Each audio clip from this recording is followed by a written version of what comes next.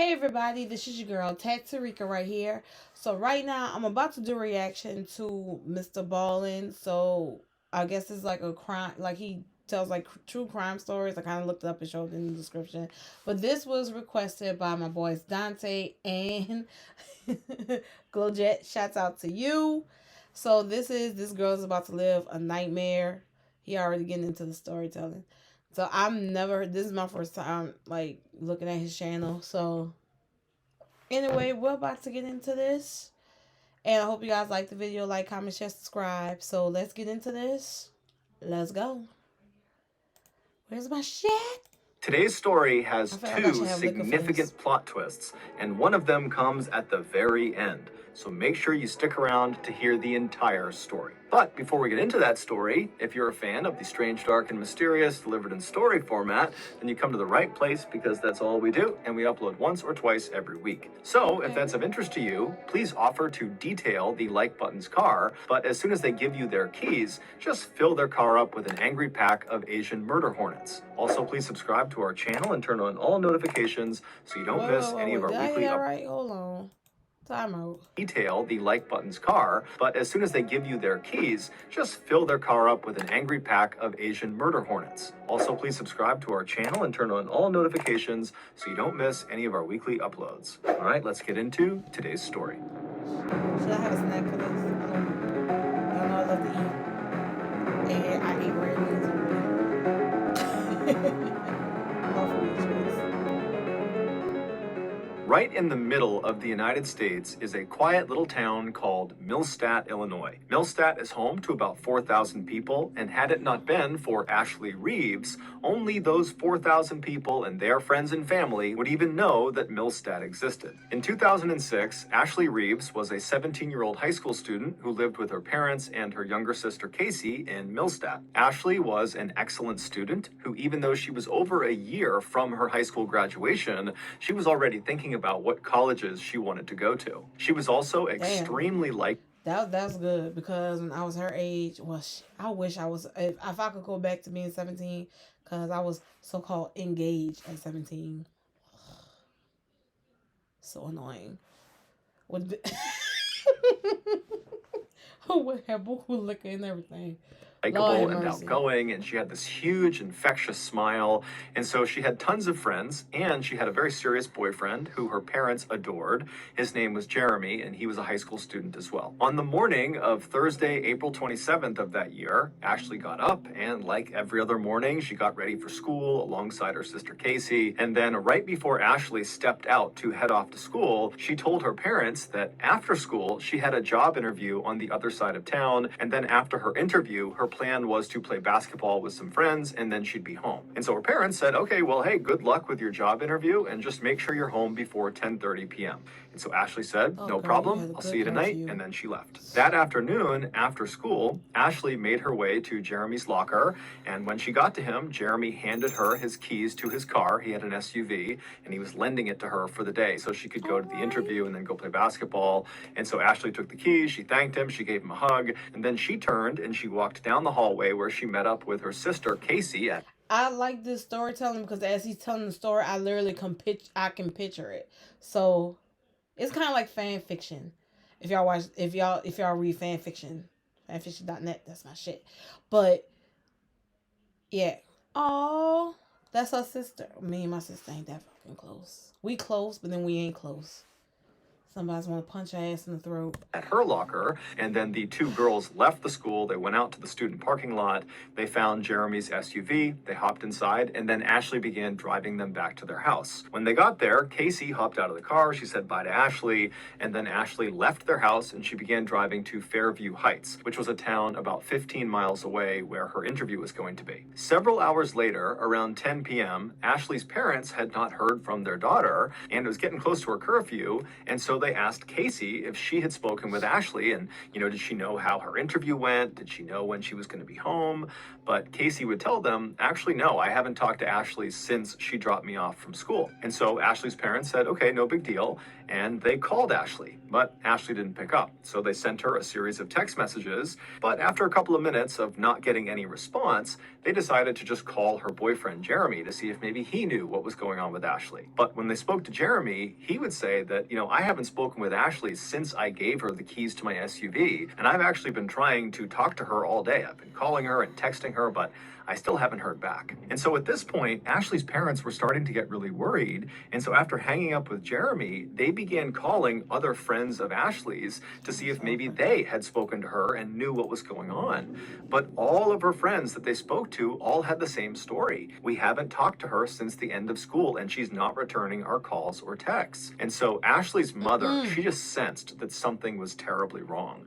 And so without any hesitation, she just called the police. Now, the police in this town were... Oh, Lord. See, that type of situation where, like, people are calling you and stuff, that happened to one of my sister's friends. And she was a really beautiful little girl.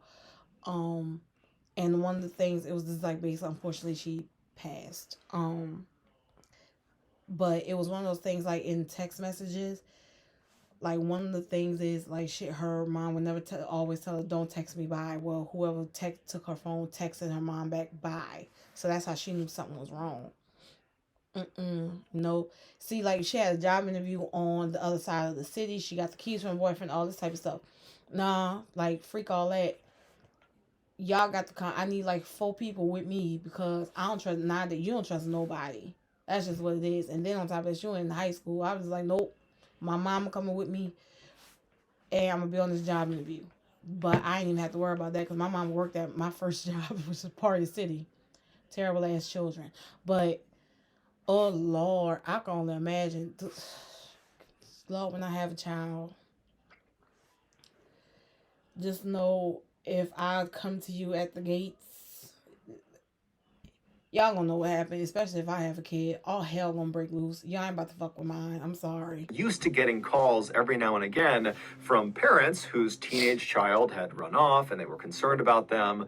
But virtually every time the police investigated, they would find the teenager had just kind of been blowing off their friends and family, and they would pop up maybe a couple hours later, totally unharmed. But the Millstadt police would later remark when they heard Ashley's mother's voice over the phone, the fear in her voice was so pronounced, it immediately pushed the police department to take this case very seriously. Well, and so good. That night, right after this phone call, the Millstadt Police Department went out in force to try to locate Jeremy's SUV, the car that Ashley had been driving around that day. And the first place they went to look for this car was Latterman Park, which is this very popular public park that has a really popular basketball court that lots of teenagers would go to all the time. And Ashley was known to frequent that park. And this park was located about halfway between Fairview Heights, where her interview was, and Millstadt, where she lived. So they go to Okay, so I'm guessing the girl 9 times out of most of like she got taken, but they're saying like, so basically it's a good thing. I love the fact that everybody knows where she usually go, where she hang out at, all that good stuff. But then if she got kidnapped, I'm just guessing. So if she got kidnapped, sometimes it depends. Nowadays, they learn your routine. Like people who trying to kidnap you, they learn your fucking routine. So they probably was like knowing where she goes and all this type of stuff.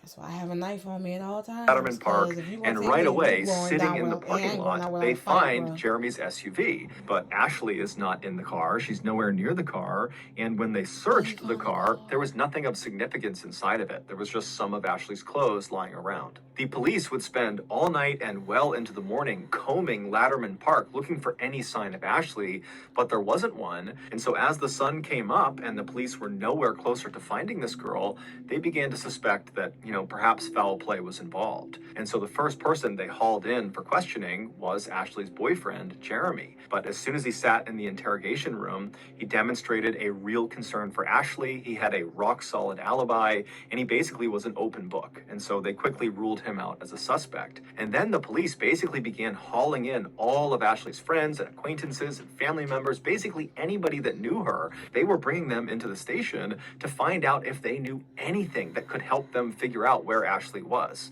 And more specifically, the police were really looking to see if any of these people were hiding something. And sure enough, a few of the friends that were brought in were. According to a few of Ashley's closest friends, a house or a No, laptop? I'm in the story. Which one do you think is worth more?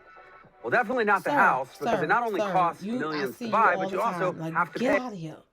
Ashley was in not one, but two romantic relationships. One was the public relationship she had with Jeremy, and the other was a secret relationship that was actually illegal.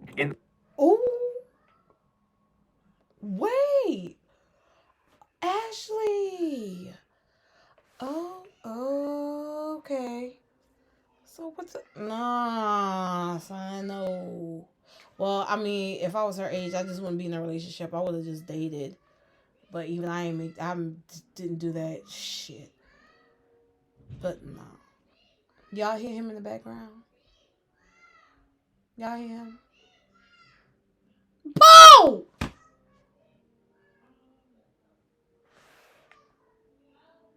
That nigga is fighting with my mama right now. Lord. In order to hide this forbidden second relationship, Ashley would tell her family and her friends that she was going to the park to play basketball, when in reality, she was going to the park to meet up with this secret second partner. And the day before, when Ashley went missing, her friends told police that that was the exact reason she was going to Latterman Park. The police got the name of this secret person from Ashley's friends. His name was Sam Shelton, and the police tracked him down. When they found him, he was at a baseball practice, but the police didn't care. They marched right onto the baseball diamond, and they grabbed Sam and they brought him back to the police station. And then when he got there, they sat him down in the interrogation room, and he's still wearing his baseball uniform, and they ask him about his relationship with Ashley. And he immediately denies it and says he does not have a relationship with Ashley. He's got no idea why he's here. But pretty quickly, after a few questions, Sam's answers became inconsistent, and so the police Meaning they kept his ass in the interrogation room for hours and hours, and he broke the fuck down. First, he started just giving out answers just to thinking that it's just going. He think it makes sense to him, but it actually doesn't make sense to anybody. And then he just broke down, like, boy, just let it go, let it go. And then so either you a college student or you just a grown ass man, and fuck that, you a grown ass man with a 17-year-old. You want you want to jail. Like, that's just what it is, bro. Police just ratcheted up the pressure on him, and then finally, after 12 hours of questioning, the interrogator brings up Sam's mother and his grandmother, and he says to Sam, how would they feel if they knew you were lying to the police right now? And this just broke Sam, and so he cracked. Now, at this point, the police were already expecting the worst when it came to Ashley, but they were not ready for just how brutal Sam's confession would be about what exactly he did to her. The following is an account based on his confession. 30 hours earlier, Ashley wrapped up her interview in Fairview Heights, and she made her way to Latterman Park to meet up with Sam. And now it's not clear exactly how they met up, but eventually the two of them did connect, and they made their way over to Sam's car, where they became intimate. Afterwards, the two are sitting in the front two seats of Sam's car. Sam is in the driver's seat and Ashley is in the passenger seat. And while they're sitting there, something happens that causes this huge fight between the two of them. And at some point, Sam tells Ashley to get out of the car, but Ashley refuses. She wants to talk to him. She wants to deal with their issues, but Sam's not having it. And so he gets so mad at her that he lunges across the center console of the car, and he puts Ashley into a vicious chokehold. Now, he tells police he going to jail for life. He going to jail for life. Like, they have a big ass mosquito up in here, and it's getting on my nerves, y'all. He going to jail. Y'all heard him 12 hours in the interrogation room, and then they brought up his mama and grandmama. His ass was in tears when they brought that shit up. Yeah, I know he was crying his ass off. It's bad enough you don't want to go to jail, period. But then on top of that, like the police just badgering your ass and pressuring you, boy, it's over with. And now you bust out. You was with a 17-year-old and you put her in the chokehold. First of all, it's illegal. So as for it's statutory rape. Number one, that's one charge that you about to get. Then you about to get an assault charge. Boy, that's your ass. That is your plan ass. was to kind of yank her out of the car, but he squeezed so hard around her neck that he heard this loud popping sound coming from her neck. It was the sound of her neck breaking. And so as soon as he heard it, Sam let go, and Ashley kind of crumpled forward and hit the front dashboard of the car. And so Sam is staring at her, wondering what he should do. He's kind of looking around, making sure no one saw what he just did. And then he reached over and lifted her back up to see if she was still alive, and he saw she was. But instead of trying to get her help, he decides right then and there he's going to kill her. And so he reaches over and he begins choking her. But after several minutes of throttling her, she just wouldn't die. And so Sam pulled his belt off of his waist and he wrapped it around Ashley's neck. And then he began pulling. But he would tell police he couldn't stand looking at Ashley's face while he did this. He said she was staring right at him, her tongue was coming out of her mouth, she was frothing, and her face was turning this ghastly shade of gray-blue. And so at some point... He went to trial. I know he did. If her daddy don't jump and whip his ass, so how you put her in the video? No, man. Ain't just because of no fight. You been planning to do that. Not when you snapping her neck to where it break.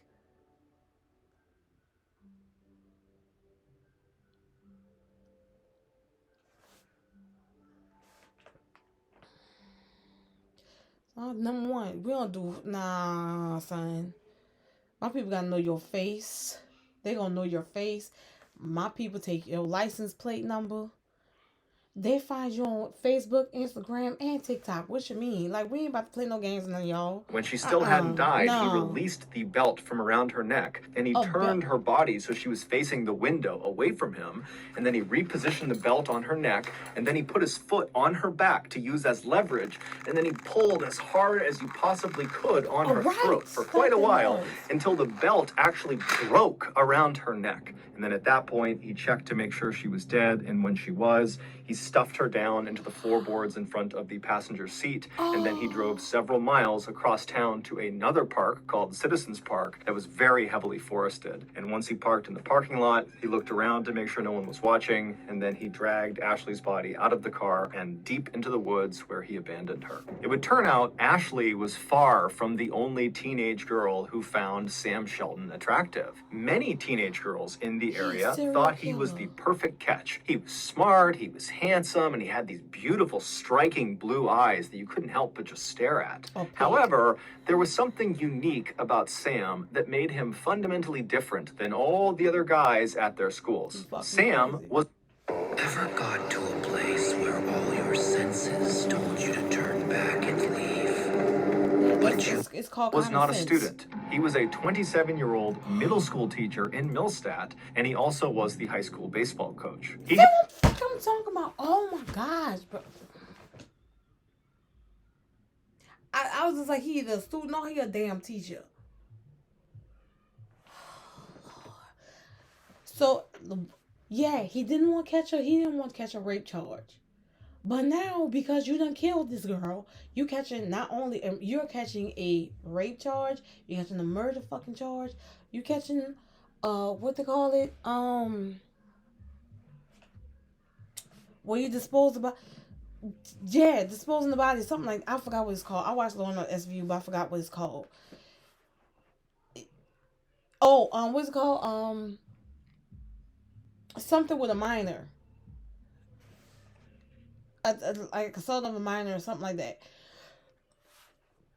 Look how he look. He has striking blue eyes. I'll take an ice pick to his... I feel so bad for that girl parents. See, y'all got the He had never been Ashley's teacher directly. However, years earlier, when she was in middle school, he had begun grooming her for exploitation. And so fast forward to 2006, when she was 17, he had effectively manipulated her into believing she was in this romantic relationship with him, when in reality, he was just using his position of power to abuse her. In addition to being a school teacher, Sam was also an aspiring pro wrestler. He would often compete in local showcases under the nickname The Teacher. While Sam was probably nowhere near good enough to actually become a professional wrestler like you would see on TV, he was extremely strong and really knew how to do a chokehold. And so when he attacked Ashley and put her in that vicious chokehold, she had no chance at escaping. She was completely doomed. Shortly after his confession, Sam would tell the police that he would take them out into the forest of Citizens Park to try to find Ashley's body. But when they got there, it was late, it had been raining for several hours, and Sam right away acted like he couldn't figure out exactly where he had left her. And so the police were... Yes, baby. I can lock the door, but I'll unlock it because you're asking me to. Can I help you? Yeah. What you need? What's this? Coffee? No, that's a candle. Leave it. Come here. I'm not looking. I know. You want to say hey. Look at the camera. Say hey. Look right here. Look right here. Say hey. Hey. Okay, T, but what are you doing? You can't see yourself. See, you in the way. You're supposed to be right here. Hello. What's your name? Jeremiah. Okay. All right. T's about to come. I'm about to do another video. I got to finish this and we're going to do a video, okay? Okay. All right. You go up to the front. Go in the front. What, messed up? That's my hangers. Yes, baby. I want my turn. Wait, I'm not finished. Let T finish this. Okay? Okay. Okay. Get off my toes. Get out of my room. I'm going to just finish this, y'all, because this child... We're actually starting to think, is he lying to us? Is this whole thing just kind of made up? Did he really attack her? Is she really out here? But after about 30 minutes of the police and Sam kind of trudging around... Come here. Come here. Come here. Come here. Come here. Come here. Oh, okay. Okay.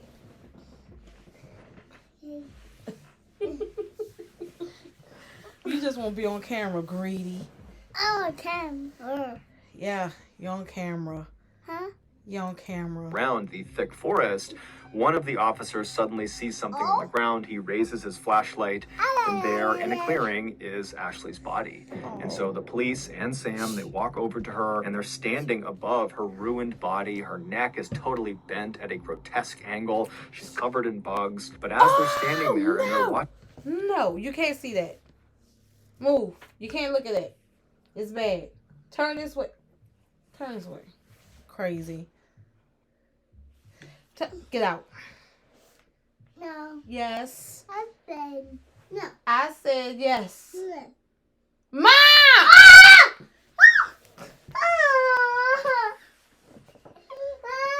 Stop. Pooh. Pooh. Pooh.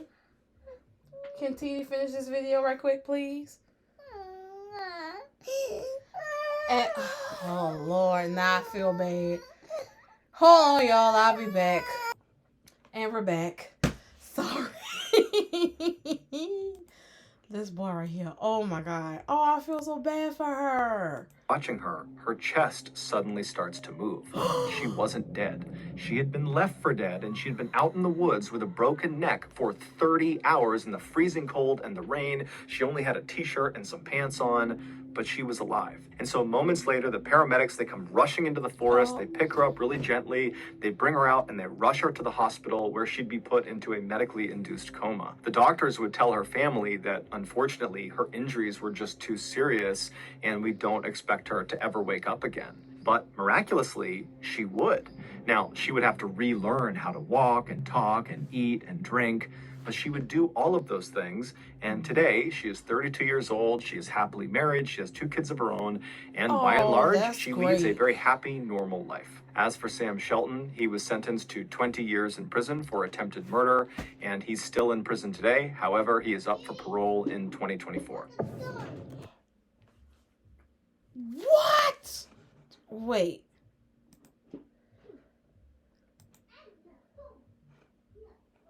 Y'all hear him? How? 20 years? Y'all got him for attempted murder. So attempted murder. Y'all didn't get him for sex with a minor? That would, because it depends on whether that's not a crime now? Like, because of her age? Man, fuck that. And on top of that, you buried her.